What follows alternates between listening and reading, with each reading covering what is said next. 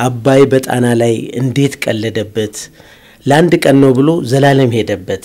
ቆቀርና ብስኩት መንበራበት ሳንቲም ነው ስናዋጣ የነበረውና 25 ኪሎ በቆሎ አመጣለሁ 50 ኪሎ ስንዴ ጤፍ አመጣለሁ ከጎረቤቶቻችን ጋር ያጋጨናል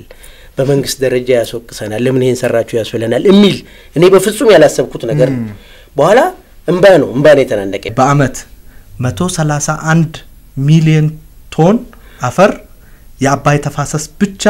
ያጣል ለማንችል አምነውበት መጀመሪያ ዕውቀቱን ነበር ሲደብቁ የነበረው ግን ኢትዮጵያ ዕውቀት አጣ አይደለም እኛም ማከበር ነው እሱም ተከበረ የሚል ግጥም ያኔ ነው የጻፈው ይገርም ነው ያን